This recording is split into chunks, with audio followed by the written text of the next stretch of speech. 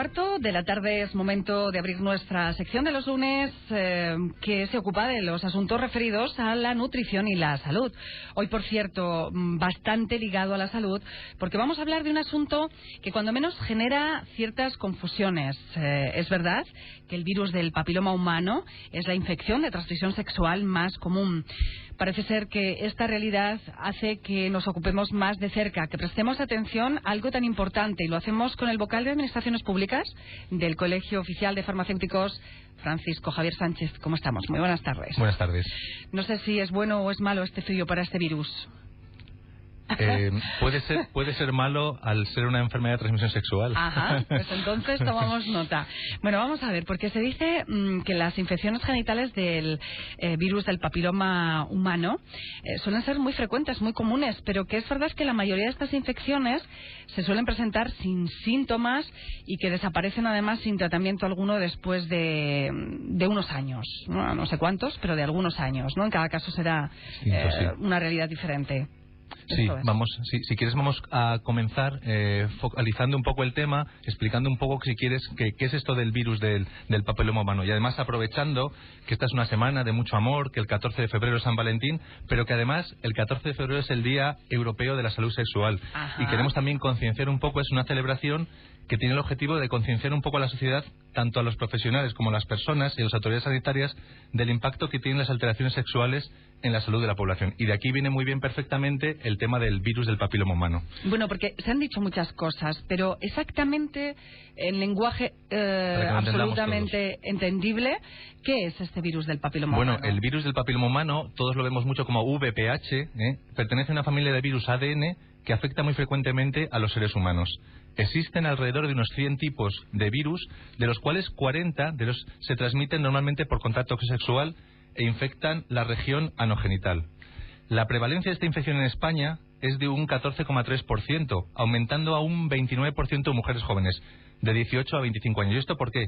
Pues es debido a los cambios acentuados en la conducta sexual de las mujeres jóvenes españolas, tales como un inicio más precoz de las primeras relaciones sexuales, un número más elevado de compañeros sexuales, y estas nuevas conductas han hecho aumentar la prevalencia en los últimos años en España. Este virus tiene como, para que lo vayamos entendiendo, se divide como en dos grandes grupos. Los denominados de bajo riesgo oncogénico, de producir cáncer, que generalmente se asocian con unas lesiones benignas, que son unas verrugas genitales, o los denominados de alto riesgo oncogénico, que son alrededor de unos 15 tipos de virus, y los más comunes son el 16 y el 18. Eso los tenemos presente para más adelante.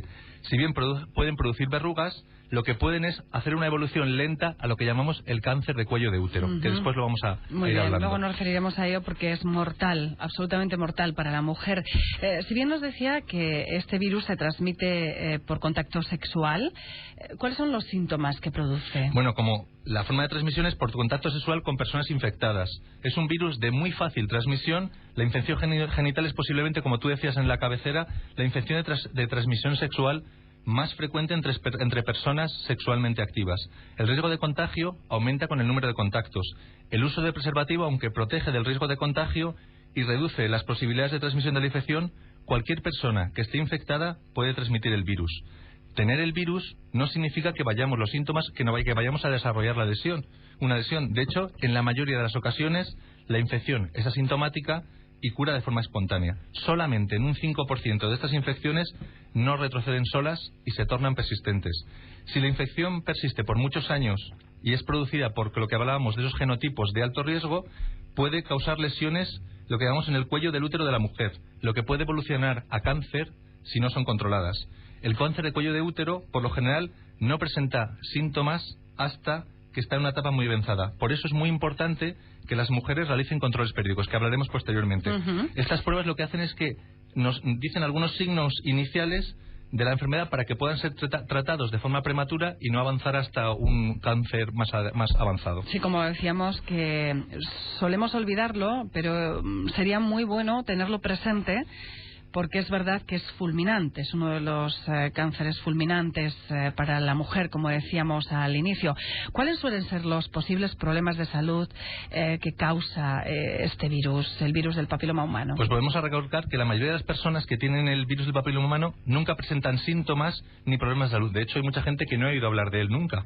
La mayoría de las infecciones, en torno al 95%, como decíamos, desaparecen por sí solas. Pero algunas veces las infecciones permanecen y pueden causar unos problemas graves de salud, como son, primero, verrugas genitales. Una cosa que se llama papilomatosis respiratoria recurrente, es una afección poco frecuente en la que se forman verrugas en la garganta, cáncer de cuello uterino en la mujer y otros cánceres menos frecuentes pero graves, incluidos cánceres genitales, cáncer de vulva, de vagina, de pene o de ano, y un tipo de cáncer de cabeza y cuello llamado cáncer bucofaríngeo, que es un cáncer en la parte de atrás de la garganta, incluida la base de la lengua y las amígdalas. Bien, hablemos de esas medidas que en este espacio nos interesa sobre todo. Cómo no llegar a lo peor, cómo quedarnos antes en la prevención. En cuanto a esta infección del virus del papiloma humano, ¿qué podemos hacer para prevenirlo? Pues las relaciones sexuales, como hemos dicho, son el mecanismo de infección de este virus. Por ello, el uso del preservativo y la reducción del número de parejas sexuales constituyen las medidas preventivas unas medidas generales, además de que nos protegen frente a otro tipo de enfermedades de transmisión sexual. Pero podemos hablar también de lo que llamamos la prevención secundaria, a través de lo que llamamos los programas de cribado, que os voy a explicar un poco. Los programas de cribado de cáncer de cuello de útero están basados en la realización de una citología combinada. Y vamos, si quieres, a lo que hacemos aquí en Castilla y León. Claro. En Castilla y León existe un programa de detección, de prevención y de detección precoz de cáncer de cuello de útero. Es un programa de cribado organizado cuya finalidad, ¿qué es? Es la detección precoz de tumores mediante la realización de una citología a todas las mujeres. De entre 25 y 34 años se hace una citología, y desde los 35 a los 64 años se hace una citología y además una determinación del papiloma humano cada 5 años. Entonces, con esto podríamos ver si existen unas pequeñas lesiones anteriores y nos estaríamos anticipando. Y luego, como una medida primaria, se encuentra lo que se está haciendo actualmente, que también es la vacunación, una medida adicional para reducir el riesgo de la infección. La vacunación, que ha generado siempre tanta controversia, que seguramente nos saque ahora de alguna duda Francisco Javier Sánchez, o cuando menos sea aclarativo o aclaratorio, lo que nos permite conocer en qué consiste la vacuna frente a este virus. Bueno, pues desde 2008 en Castilla y León se introdujo en el calendario oficial de vacunaciones sistemáticas de la infancia de una forma voluntaria y gratuita. La vacunación frente al virus del papiloma humano es para las niñas de 14 años. Esta vacuna previene la infección frente a los dos tipos de virus de papiloma humano que más frecuente causan el cáncer de cuello de útero, el 16 y el 18. Esto causan en torno a un 70% de estos virus causan el cáncer de cuello de útero.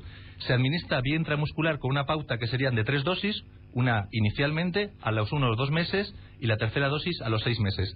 Las tasas de vacunación en Castilla y León están en torno a un 90%, son de las más altas de España.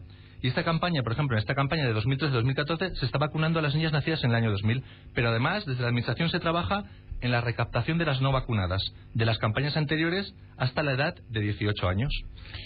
Pues creo que queda claro cómo podemos hacer de nuestra parte todo aquello que va a evitar pasar al mal mayor de un cáncer que cuando llega por estos síntomas además mudos, ¿verdad?